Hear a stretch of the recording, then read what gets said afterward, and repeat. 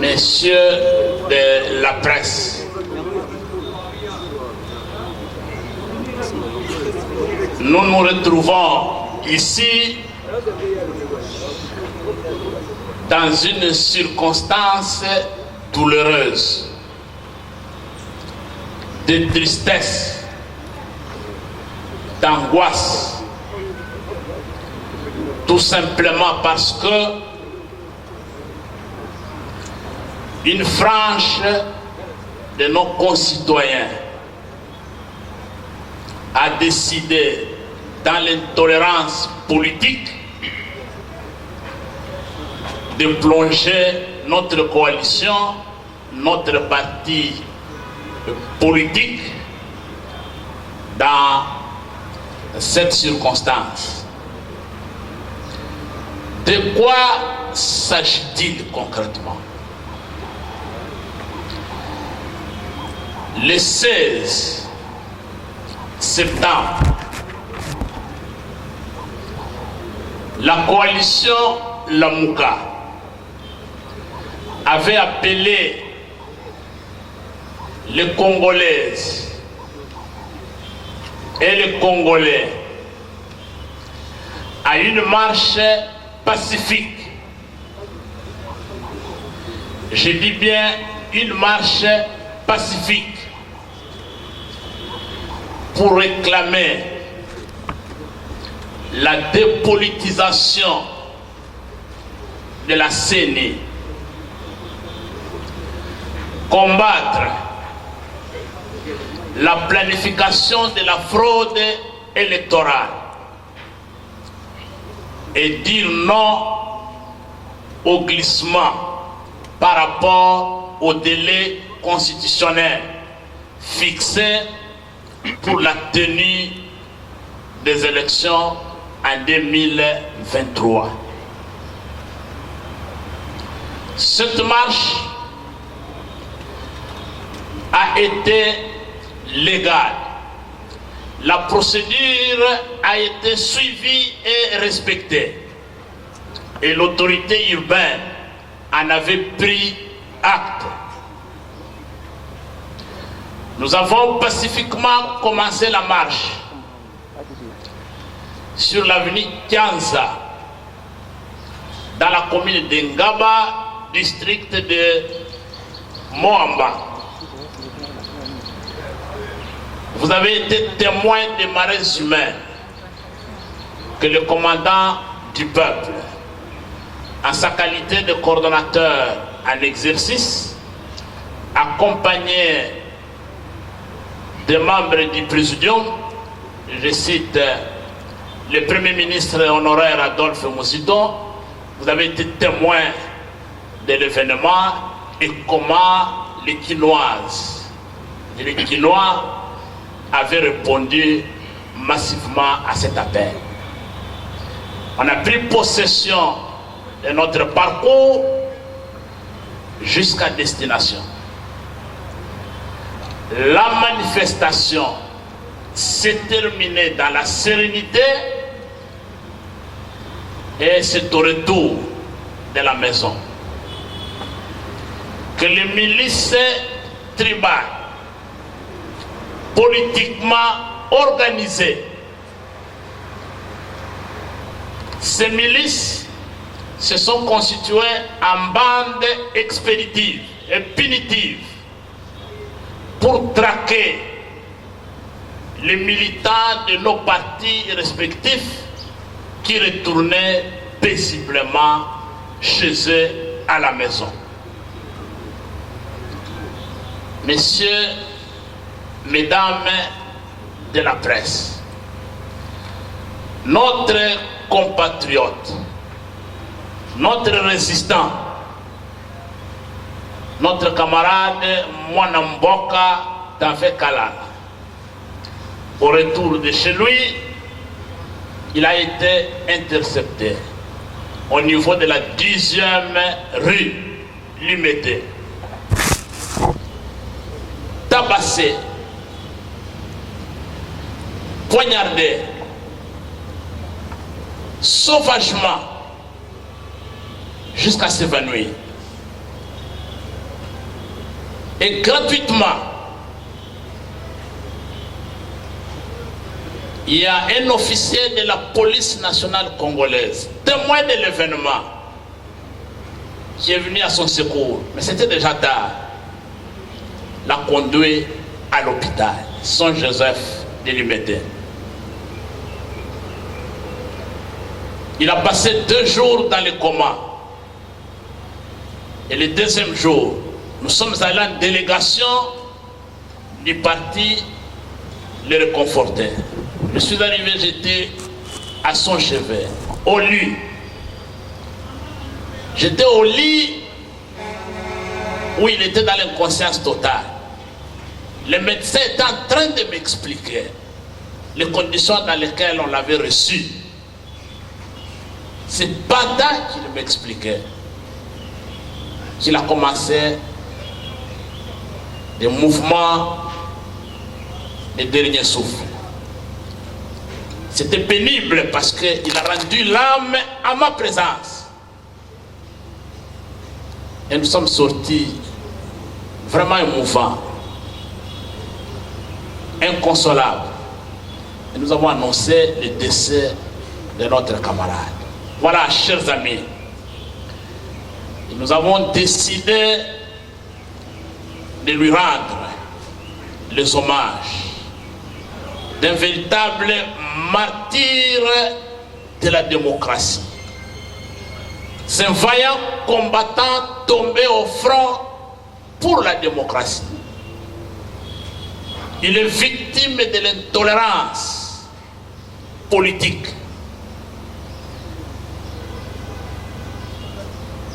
Nous pensons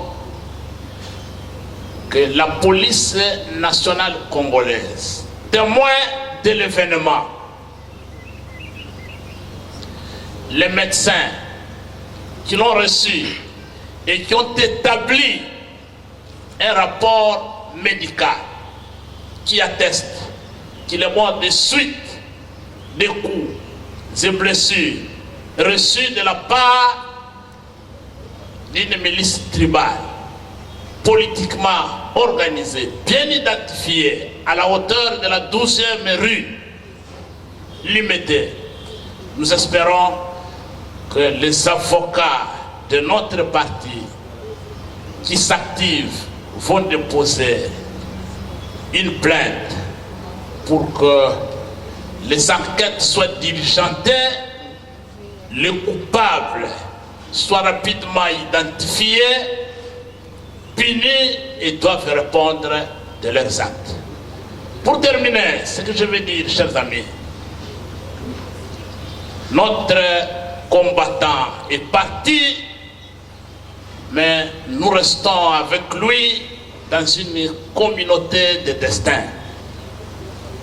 Ce qui lui est arrivé pouvait m'arriver, pouvait arriver à Maman Chantal, pouvait arriver à l'honorable Ados, pouvait arriver à M. l'abbé Faustin Kwakwa, pouvait arriver à Nova, à n'importe qui de notre parti ou de notre regroupement politique.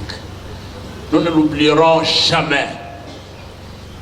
Il a rejoint un 2e combattant mort sous les balles des intolérants du régime FCC Cash, notre compatriote qui est décédé lors d'une marche pour la démocratie à Goma, M.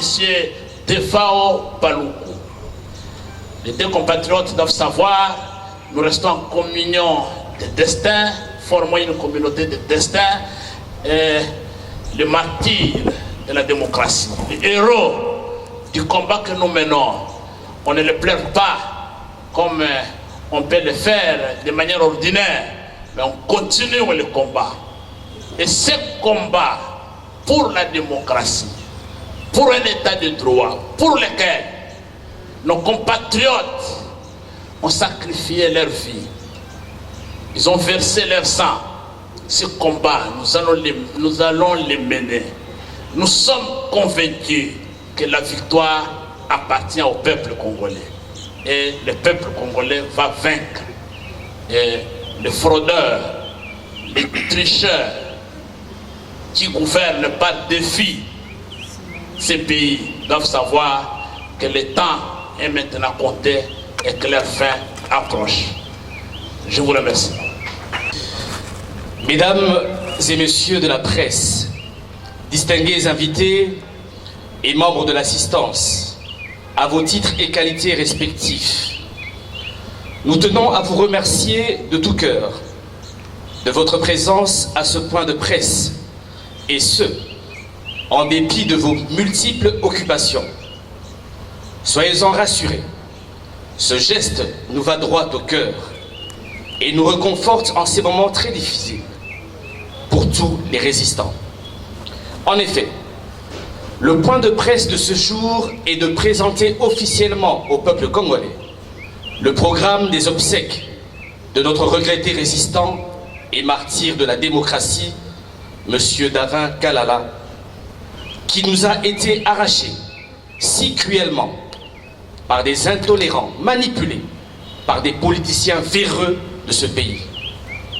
Mesdames et messieurs, Davin Kalala, père de famille, avait 40 ans, responsable et épris de nationalisme pour son cher pays. L'illustre disparu ne rêvait que d'une seule chose, pouvoir élever sa progéniture dans un Congo des valeurs, où les règles démocratiques fixées dans la Constitution sont respectées. Et dans la quête de ce Congo-là, il avait alors décidé de s'engager activement pour pouvoir apporter sa contribution à l'avènement de ce Congo. Voilà pourquoi il était là le 16 octobre 2021. Tandis qu'il exerçait sa liberté constitutionnelle de manifester, selon l'article 26 de la Constitution congolaise, des militants intolérants, impulsifs, violents, se sont gratuitement attaqués à lui et l'ont sauvagement assommé à coups de barre de fer au niveau de la nuque. Quelle cruauté, quelle sauvagerie. Acheminé à l'hôpital Saint-Joseph de Limété, notre martyr de la démocratie succombera 2 jours plus tard de ces atroces blessures qui avaient causé une hémorragie interne. Sombré dans une profonde douleur, le parti organise depuis l'annonce de son décès des instants de recueillement au cours desquels ses familles biologiques et politiques, ses proches ainsi que ses amis et connaissances passent régulièrement pour y signer le livre d'or ouvert pour des hommages. Malgré la peine qui nous étrangle, nous avons le devoir de nous armer de beaucoup de courage pour se lever et dénoncer les pratiques barbares ayant causé cette tragédie que nul ne peut tolérer dans un État dit de droit. Car il ne suffit pas de clamer à temps et à contre-temps que notre pays est un État de droit pour qu'il le soit. Encore faut-il le vivre en réalité. Qui a dit que lorsqu'on exerce sa liberté de manifestation sur la place publique, dans le respect de la Constitution, on y va pour rencontrer la mort? Où a-t-on déjà vu, dans un État de droit, le siège d'un parti politique vandalisé parce que ses membres désapprouvent un pouvoir illégitime et qui viole de façon régulière, de façon récurrente, la Constitution? Pourtant, le siège de notre parti a été impunément saccagé à 3 reprises par des intolérants bien identifiés. Cela est simplement inacceptable. Mesdames et messieurs de la presse, pour chuter, chers distingués invités et membres de l'assistance, l'heure a sonné pour que nos opinions politiques divergentes nous mènent vers une unité vécue dans la diversité, pour que l'intolérance politique cède la place à la tolérance mutuelle et que la cohésion nationale soit préservée. Pour ce faire, les crimes de ce genre doivent être sévèrement réprimés et nous exigeons qu'une enquête sérieuse soit diligentée pour que les auteurs de ce forfait ainsi que leurs commanditaires répondent de leurs actes devant les tribunaux compétents.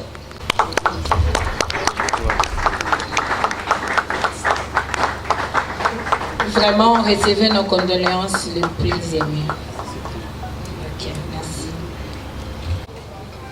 Pour na milulu oyo esengeli koaccompagner ndeko na biso Davin Kalala na Lilita esengeli toyeba ndenge nini ndeko na biso Davin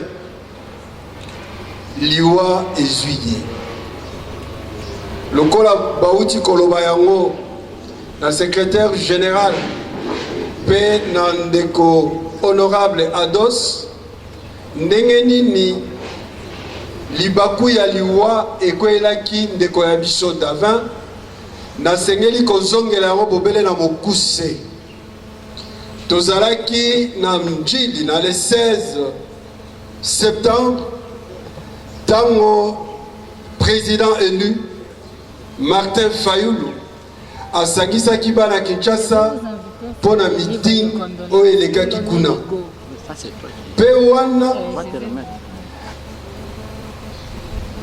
alobaki pona kozongisa na baye bazalaki wana bandaki kosenga marche esalema mbela wana epesamaki pote na mokolo ya le 16 octobre marche esalema na Kinshasa mingi penza uto quartier ya Ngaba na rue oyo tobengaka Kianza bato bazalaki ebele esika wana ebele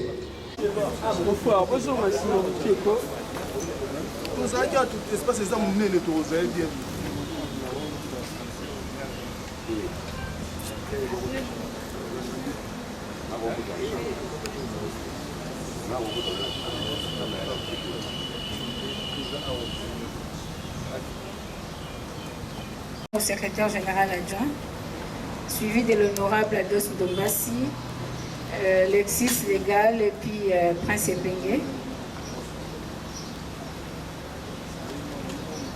Et après, la série va continuer.